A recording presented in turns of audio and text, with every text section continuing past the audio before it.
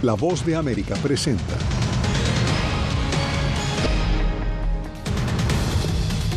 Por segunda semana consecutiva, protestas estudiantiles por conflicto en Gaza continúan sacudiendo universidades en Estados Unidos. Centenares de arrestados. Secretario Blinken impulsa desde Arabia Saudita un nuevo alto al fuego en Gaza. Califica como generosa la propuesta que se negocia. Además, Michael Cohen se apresta a subir al estrado como testigo clave en el juicio penal contra Donald Trump.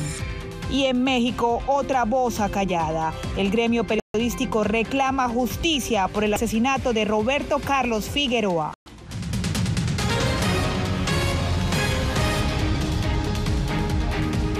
Bienvenidos a una nueva semana de información en El Mundo al Día. Soy Diva Lizeth Cash. Comenzamos. Aumenta la presión de las protestas estudiantiles contra la guerra en Gaza. A lo largo de Estados Unidos, estudiantes de varias universidades continúan levantando campamentos para protestar. En Washington, nuestra compañera Paula Díaz sigue las demandas que hacen decenas de estudiantes que este lunes derribaron barreras alrededor del lugar donde acampan. Paula, cuéntanos cómo está el ambiente a esta hora. Diva Lizeth, te puedo decir que en este momento la situación se mantiene relativamente tranquila en este campus universitario comparado con lo que se ha vivido en campus como la Universidad de Connecticut, la Universidad Estatal de Ohio y en la Universidad de Texas, donde la policía se enfrentó a los manifestantes. Los estudiantes siguen aquí plantados, pidiendo el fin de la guerra en Gaza. Les preparé el siguiente reporte. Varios estudiantes continúan este lunes acampados en la Universidad George Washington con carteles y megáfonos, pidiendo un alto al fuego permanente en la Franja de Gaza y el cese de la ayuda militar estadounidense a Israel. Estoy aquí para defender los derechos humanos de los palestinos. Los palestinos han sido deshumanizados por el Estado israelí y por Estados Unidos. Autoridades en más de 30 campus universitarios en todo el país y autoridades locales adoptan medidas cada vez más duras para reprimir las manifestaciones y hasta ahora se reportan arrestos de más de 700 personas. Estudiantes aclaran que estas protestas no tienen una motivación antisemita. Han circulado muchas imágenes en Internet que básicamente muestran a estudiantes judíos con carteles y pancartas que dicen que los judíos se sienten muy seguros aquí. En Nueva York, los estudiantes acampados en la Universidad de Columbia cumplen ya 13 días de manifestaciones y precisamente esta tarde un grupo de estudiantes palestinos que fueron suspendidos pedían apoyo para proteger el campamento ante planes de las autoridades para desalojarlo. Las autoridades escolares en este centro educativo les han pedido a los manifestantes que se muevan a otro parque, pero ellos dijeron que no van a desalojar. Estaremos pendientes de lo que transcurra con estas protestas universitarias en todo el país. Regreso contigo, Diva. Gracias a Paula desde la Universidad George Washington. Y mientras las protestas se intensifican en el país, desde el Medio Oriente, el secretario de Estado Antony Blinken calificó como generosa la propuesta que tiene sobre la mesa Hamás y que podría poner una salida diplomática a este conflicto. Nos conectamos con Celia Mendoza en el Departamento de Estado. Celia, ¿cuáles son los detalles de esta propuesta? Diva, se sabe hasta ahora que serían dos fases de esta nueva oferta que ha hecho el gobierno de Israel a Hamás. La primera estaría entregando de entre 20 a 30 de los secuestrados de regreso a Israel, mientras durante estas semanas también se estarían liberando algunos de los miembros que están detenidos en las cárceles de Israel y que son palestinos. Esto daría apertura a un cese al fuego. La segunda fase implicaría devolver los cuerpos de los secuestrados que han muerto dentro de Gaza, así como la liberación de más de los prisioneros de Palestina, una propuesta que espera tener respuesta lo antes posible. Hamás tiene ante sí una propuesta que es extraordinariamente generosa por parte de Israel y en este momento lo único que se interpone entre el pueblo de Gaza y un alto al fuego es Hamás. Tienen que decidir y tienen que decidir rápidamente. La propuesta a la que se refirió el secretario de Estado Antony Blinken durante su participación en el Foro Económico Mundial en Arabia Saudita significa un avance diplomático que busca la liberación de los secuestrados israelíes y se da en medio de las preocupaciones expresadas ante una posible incursión militar militar que podría estar planeando Israel en Rafah. Ahora mismo en Rafah hay más de 1.100.000 palestinos que han sido desplazados desde el norte y el centro de Gaza a Rafah, además de sus 250.000 habitantes originales. Estamos hablando de entre 1.3 y 1.4 millones de palestinos que ahora están dispersos y distribuidos en las fronteras entre Egipto y Rafah. Cualquier tipo de ataque para esas personas representaría, no puedo describir la palabra, pero será por supuesto una medida catastrófica. Una situación que preocupa a la administración Biden a pesar del apoyo a Israel que reiteró en Riad el líder de la diplomacia estadounidense. Hemos dicho claramente y desde hace algún tiempo sobre Rafah que es una ausencia de un plan para garantizar que los civiles no sean lastimados. No podemos apoyar una operación militar importante en Rafah y todavía no hemos visto un plan que nos dé confianza en que se puede proteger eficazmente a los civiles. Por su parte, Blinken indicó que han visto avances mensurables en las últimas semanas en lo que se refiere al acceso de ayuda humanitaria a Gaza, pero reconoció que no es suficiente, mientras la presión regional continúa para que se dé un cese al fuego inmediato. Desde aquí el Estado de Qatar pide un alto el fuego inmediato, el fin de las operaciones militares, la liberación de todos los prisioneros de ambos lados y la prestación de toda la asistencia humanitaria y de auxilio. Esta es la 7ª visita de Blinken a la región desde el ataque de Hamás contra Israel el 7 de octubre. Su viaje continuará en Omán, Jordania y terminará en Tel Aviv, Israel. Gracias a Celia Mendoza en vivo desde el Departamento de Estado en Washington. Ahora pasamos a Nueva York, donde se espera el testimonio de Michael Cohen, ex abogado de Donald Trump y considerado como testigo clave para la Fiscalía. A 2 semanas del proceso legal contra el exmandatario, ya 2 personas entregarán sus testimonios. Ángela González con los detalles. Durante las primeras 2 semanas del juicio penal contra Donald Trump, se completó el testimonio del primer testigo, David Pecker, el exdirector del National Enquirer, quien a cambio de inmunidad detalló cómo compraba historias para no publicarlas y no lesionar la campaña presidencial de Donald Trump en 2016, como sucedió con la historia de la modelo Karen McDougal, cuyo supuesto romance con Trump fue silenciado. También testificó que con la actriz de películas para adultos Stormy Daniels fue diferente y que el Enquirer no compró su silencio. A cambio, el exabogado de Trump, Michael Cohen, se hizo cargo del acuerdo y según la fiscalía le hizo pagos por $130,000 que se hicieron ver como gastos legales, como dijo el fiscal Alvin Bragg a comienzos de abril. Ese pago se hizo para ocultar información perjudicial a los electores. El plan del participante era ilegal. Violó la ley electoral de Nueva York, que tipifica como delito conspirar para promover una candidatura por medios ilegales. La ex asistente de Trump, Ronna Graff, fue la segunda en ser llamada al estrado. Ella dijo que los correos electrónicos de Stormy Daniels y Karen McDougal estaban almacenados en los sistemas de la empresa de Trump y que una vez vio a Daniels en la torre Trump y escuchó que era para participar en su reality show. Donald Trump se declaró no culpable de los 34 cargos que enfrenta por falsificación de registros comerciales y en su última aparición en el tribunal reafirmó que el juicio se trata de una cacería de brujas y culpa al presidente Biden.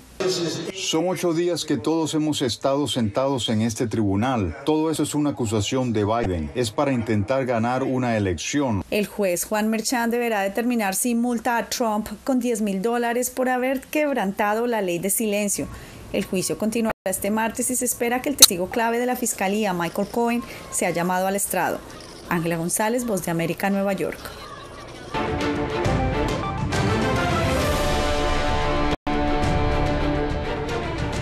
En la frontera México-estadounidense, en el año fiscal 2023, cerca de 13,000 kilos de marihuana fueron incautados por la patrulla fronteriza. La cifra hace parte de los números récords de incautación de drogas en el sur de Texas. Desde McAllen, Texas, Víctor Hugo Castillo. Este agente de la patrulla fronteriza inicia el día acompañado de su canino. Su misión es proteger las áreas remotas de la frontera entre Estados Unidos y México. Pero siempre contamos obviamente con agentes preparados para patrullar esa área y sí se han visto obviamente decomisos, ¿verdad?, de drogas por esas áreas y también obviamente en las garitas, ¿verdad?, donde también se ha visto con apoyo de los caninos, con apoyo de la tecnología que tenemos. Los agentes caninos están directamente relacionados con los esfuerzos humanitarios de la patrulla fronteriza para preservar la vida combatiendo el tráfico de personas y son fundamentales para la detección e incautación de sustancias controladas, así como la aprehensión de miembros de pandillas transnacionales. Sí, siempre hemos tenido encuentros con pandillas en el campo, ya estamos con mucha tecnología donde somos capaces de identificar al momento que son obviamente arrestados en el campo. En el año fiscal en curso, que inició en octubre de 2023 a marzo de 2024, la patrulla fronteriza del sector Valle del Río Grande ha decomisado 28,000 libras de marihuana, 5,400 libras de metanfetaminas, 4,600 libras de cocaína y 1,200 libras de fentanilo. Muchas veces se trata de convencer a los jóvenes porque muy probablemente te van a decir que sí es dinero fácil y rápido tanto transportar migrantes o como para intentar cruzar drogas por la garita o en el mismo río, pero recordemos que estás cometiendo un crimen de adulto, puede ser juzgado como adulto. La incautación de marihuana representa un 61% de aumento al total del año anterior, el decomiso de metanfetaminas un 50% y la cocaína un 130% respectivamente. Víctor Hugo Castillo, Voz de América, McAllen, Texas. Una comunidad hispana recibiría una millonaria indemnización, pero residentes del barrio afectado aseguran que el monto no es suficiente. Enrique García Fuentes con la información. Vecinos del barrio mexicano de La Villita en Chicago no saben cómo tomar la orden de un juez que obliga a la compañía Hilco a pagarles 12.25 millones de dólares por daños materiales y posibles lesiones a residentes de ese vecindario. La orden del juez llega después de que se presentara una demanda colectiva en contra de Hilco por ordenar la implosión de la chimenea de una vieja planta de electricidad. La planta quemaba carbón para crear energía.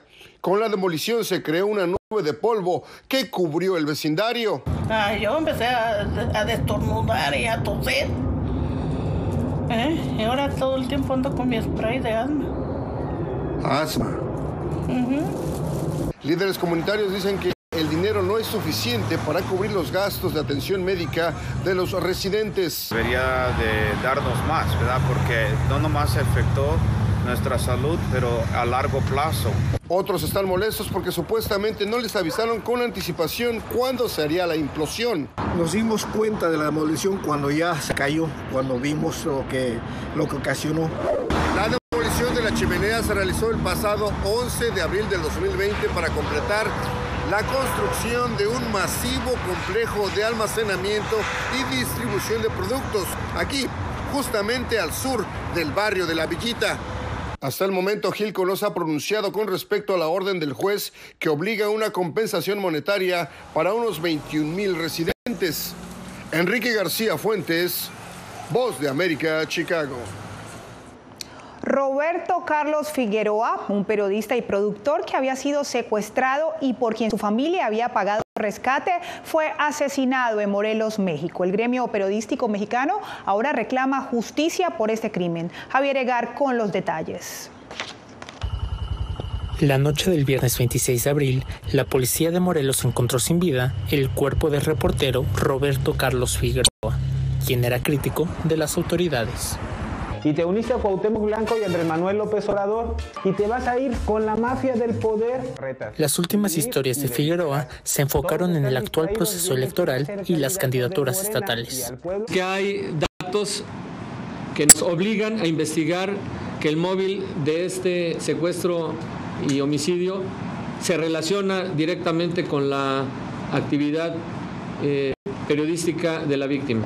En rueda de prensa, el fiscal aceptó la creación de una comisión investigadora que incluya periodistas. En medida de lo jurídicamente posible, podamos no nada más compartir la información de los avances en esta carpeta de investigación, en cualquier carpeta que se relacione, sino también nosotros estemos receptivos de la información que pueda venir del gremio. ¡Más! ¡Ni una más! ¡Ni una más! El asesinato ocurrió en el poblado de Huitzilac, estado de Morelos, donde el gremio demanda justicia justicia para Roberto Carlos Figueroa, quien en las redes difundía como @acá en el show. Estamos aquí en la Fiscalía para exigir garantías de no repetición, para exigir justicia para Roberto Carlos, para su familia y sobre todo saber exactamente por dónde está el móvil de esto que ocurrió.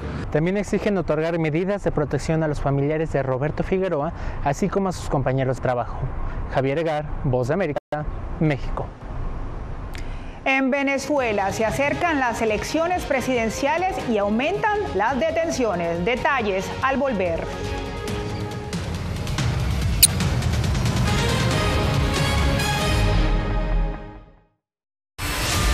Los asesinatos abiertos contra periodistas. Periodismo, la prensa libre importa, una producción especial de La Voz de América. La situación de los periodistas en Bolivia cada vez es más peligrosa. Disponible en vozdeamerica.com.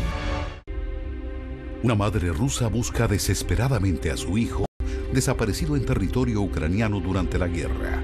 Las autoridades militares y el presidente de su país no han respondido a sus reclamos. ¿Su última esperanza?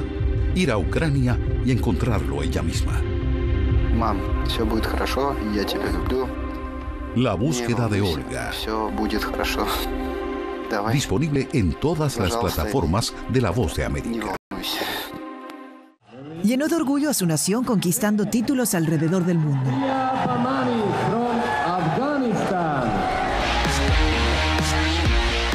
Sin embargo, como mujer que desafía las expectativas de género en Afganistán, su vida, triunfos y carrera están ahora en grave peligro. Rompiendo un tabú. Ahora, en todas las plataformas de La Voz de América. Actualidad. Que la inteligencia artificial va a estar presente en nuestro día a día. Intentan sacarse de encima a trabajadores. Análisis. El cambio climático está teniendo muchísimos impactos que afecta siempre a los más vulnerables. La región necesita ayuda. Debate. Proteger a las escuelas con armamentos. Es una total ridiculez, es algo inverosímil. Con la información más allá de los titulares. Todas las semanas por La Voz de América. Desde Washington, le saluda Gonzalo Abarca. La intolerancia es una característica, no la excepción. Periodismo, la prensa libre importa. Una coproducción de La Voz de América y CDN. No puedo mirar hacia otra parte cuando veo lo que está ante mis ojos. Disponible en vozdeamerica.com.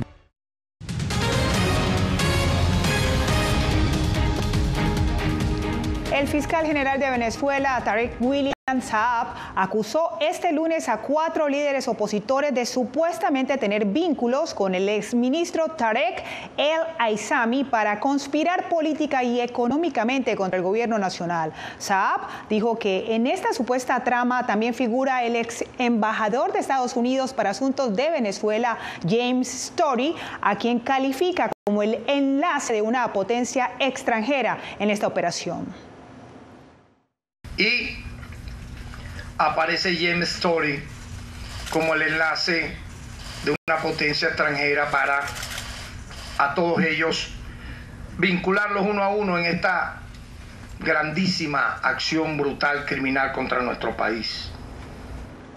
Y aumentan las detenciones de opositores en Venezuela. A medida que se acercan las elecciones presidenciales del 28 de julio, más personas cercanas a la opositora María Corina Machado son detenidas. Álvaro Algarra nos amplía. Otros 2 miembros del comando de campaña de la líder opositora María Corina Machado, Ámbar Márquez y Víctor Castillo, fueron detenidos este domingo en Venezuela, al igual que Óscar Castañeda, del partido Primero Justicia, tras participar en un mitin electoral. El abogado de varios de los considerados presos políticos, Joel García, repudió las nuevas detenciones y destacó que forman parte de un patrón de persecución hacia la disidencia. Esta estrategia de detenciones no son aisladas. Ya tenemos varios activistas de 20 de Venezuela que están presos hace rato y esto no va a ser ni la primera ni la última. Eso es lo que vamos a ver en los siguientes días, porque esto tiene un claro mensaje de amedrentamiento. La sobrina de la exdiputada Dignora Hernández, detenida e integrante de la tolda 20 Venezuela, aseguró que aún no han podido hablar con su familiar ni constatar su estado de salud. Todavía los familiares no hemos podido hacer la primera visita. Sabemos que está recluida en el helicoide, pero hasta el día de hoy ha sido prohibido expresamente que nosotros entremos a verla. Ha sido un golpe muy fuerte para la familia. El activista para los derechos humanos Marco Velasco pidió la libertad de centenares de personas. Hoy son más de 270 presos políticos en el país y venimos a acompañarlos porque además compartimos una causa común. La causa común de la liberación de cada una de estas personas, que para el régimen significan una cifra, un número, pero para nosotros son vidas, son historias de familias que hoy están sufriendo y padeciendo el dolor de no tener a sus seres queridos cerca. La oposición ha denunciado detenciones desde el pasado mes de enero, incluyendo 7 jefes de campañas regionales acusados de supuestos planes conspirativos contra el gobierno. Álvaro Algarra, Voz América, Caracas. Ecuador afronta millonarias pérdidas tras crisis energética que entra en su tercera semana. Detalles al volver.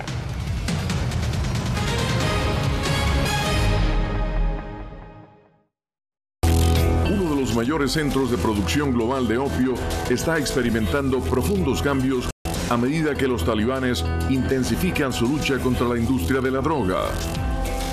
Helmand, la maldición de los narcóticos. Una investigación exclusiva de La Voz de América que nos lleva a lo más profundo de las plantaciones de amapolas en Afganistán. Ahora en todas nuestras plataformas.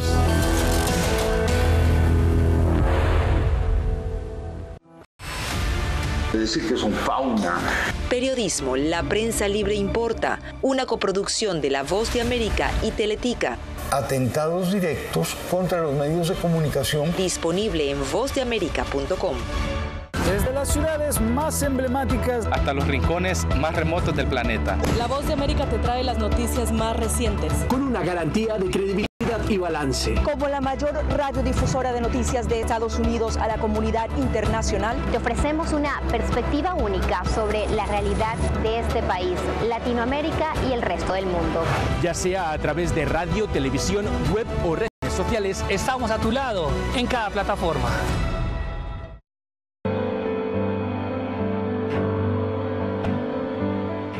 Motivado por la defensa de la libertad y la democracia en el mundo, este estadounidense dejó todo y se marchó a Ucrania para hacer un trabajo humanitario arriesgando su vida, transportando suministros, alimentos y medicinas a los territorios del este de Ucrania, bajo asedio. Aquí para ayudar. Disponible en todas las plataformas de La Voz de América. Siento miedo de ejercer periodismo. Periodismo, la prensa libre importa. Una coproducción de La Voz de América y Teleamazonas. Siento miedo de decir que soy periodista. Disponible en vozdeamerica.com.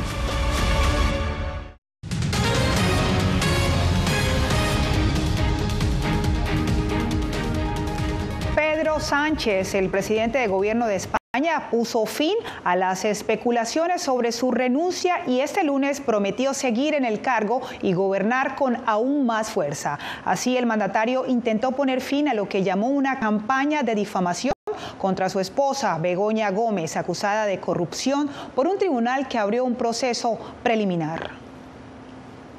Y 5 muertos, decenas de damnificados y localidades destruidas ha sido el saldo que dejó el paso de varios tornados este fin de semana en Estados Unidos. Ahora rescatistas y voluntarios se unen para apoyar la reconstrucción. José Pernalete con el reporte. La fuerza de la naturaleza se hizo sentir este fin de semana en el centro de Estados Unidos. Localidades convertidas en escombros. Estos son los escenarios donde equipos de rescatistas trabajan de manera continua en Nebraska, Oklahoma, Ohio, Kansas, Colorado y Texas, tras los fuertes tornados que arrasaron con todo a su paso. Según el Servicio Nacional de Meteorología, 46 formaciones de tornado alcanzaron categoría 3, con vientos superiores a 330 kilómetros por hora. La mayoría de las cuadrillas, a medida que los esfuerzos de búsqueda y rescate están terminando después de buscar casa por casa, la mayoría de ellos van a comenzar a revisar los daños. Todavía tenemos muchos hogares de ancianos, hospitales e instalaciones médicas que fueron afectados. Al menos 5 fallecidos, entre ellos un menor de edad, registran las autoridades en 2 estados de la nación durante esta contingencia. En toda el área de incidencia se calculan más de 100 personas lesionadas, la mayoría de ellas en Oklahoma. En otros estados, agencias locales, estatales y federales, además de unidades militares, están trabajando en coordinación para estabilizar las áreas impactadas y agilizar la reconstrucción. Este es un día difícil, pero lo que hemos demostrado es la resiliencia de los habitantes de Nebraska y la capacidad de unirse en tiempos de eventos trágicos como este. El gobierno de Estados Unidos ha garantizado la asistencia federal a las autoridades locales a través de la Agencia para el Manejo de Emergencia, FEMA por sus siglas en inglés. José Pernalete, Voz de América. Al menos $700 millones en pérdidas dejan los racionamientos eléctricos en Ecuador. Desde Quito, Néstor Aguilera nos cuenta que al cerrar la segunda semana seguida de crisis energética, el sector productivo es uno de los más afectados. Para Gina Montero, dueña de una cafetería en Quito, los apagones son sinónimo de malas noticias. Me golpea fuertemente porque tengo cocina de inducción, tengo horno, tengo microondas, tengo licuadora, tengo extractor de jugo. Sin luz, ninguno de los aparatos puede funcionar y se ha paralizado la producción. Por ende, las ventas. Entre las muchas preocupaciones de esta pequeña empresaria están la duración de los apagones, hasta 7 horas diarias, pero también la poca anticipación e incumplimiento de horarios. Esta inquietud la comparte la dirigencia del sector productivo. Se están programando actualmente los cortes el día anterior, lo cual si para la vida doméstica genera una contrariedad, pero esto a nivel industrial, a nivel comercial es catastrófico. María Paz Gervis preside la Cámara de Industrias y Producción. Explica que uno de los mayores problemas en este momento es la incertidumbre, por lo que demanda información oficial clara sobre esta crisis. Por hora de apagón se pierde $12 millones. La crisis energética se produce como resultado de múltiples factores: el peor estiaje en 60 años, la escasa inversión en nuevos proyectos de generación, el aumento de la demanda, la interrupción de la importación de energía desde la vecina Colombia, entre otros. Las condiciones hidrológicas con las lluvias que tuvimos ayer en la zona de Pauta y Mazar nos están ayudando a que el embalse se siga llenando. Paradójicamente existen 205 megas de generación de una central hidroeléctrica que no puede entrar en funcionamiento por problemas con la contratista rusa. Sin embargo, su entrada en operación solucionaría apenas la quinta parte del actual déficit del país. Néstor Aguilera, Voz de América, Quito. Y usted no se mueva, que ya volvemos con más información en El Mundo al Día. Soy Belén Mora, periodista de La Voz de América. Como reportera y presentadora tengo la responsabilidad de acercarles las historias que se generan en Washington y que impactan tu entorno cercano. Desde perspectivas diversas en un ambiente informativo en constante evolución que pone a prueba y nos hace poner en la balanza nuestros valores profesionales, te presentamos información veraz, porque en La Voz de América la prensa libre importa. En tiempos de cambios, cuando el mundo parece incierto y lo que escuchamos no refleja lo que vemos, buscamos la verdad. A través de la pantalla de la... Cuando nos cuentan solo una parte de la historia, perdemos la confianza. En momentos de crisis, nuestros sueños, esperanzas y deseos de un mejor mañana dependen de una prensa libre. En La Voz de América te traemos las historias que la gente se arriesga a ver. Conectamos el mundo y lo unimos con la verdad.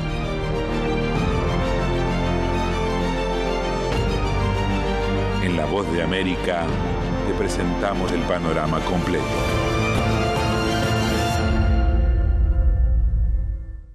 Soy Jacopo Luzzi, reportero de La Voz de América aquí en Washington, D.C. Ya sea informando desde el Capitolio, desde la Casa Blanca, cubriendo el impacto del cambio climático, el impactante tema migratorio, o subir en un avión y cruzar medio mundo para estar en el lugar de la noticia con la información precisa y veraz. Este es mi compromiso como periodista, un compromiso de vida profesional que comparto con ustedes, porque en La Voz de América la prensa libre importa.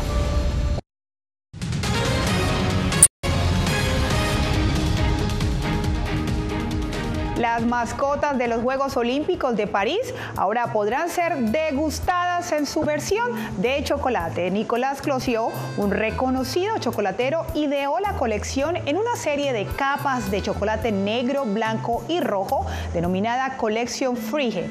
Así que si usted es entusiasta de los deportes y el dulce, 15.000 tabletas con la imagen de las mascotas le esperan. Y así que de esta dulce manera me despido por el día de hoy en El Mundo al Día. Los esperamos en nuestra próxima emisión. Les acompañó Diva Lizeth Cash.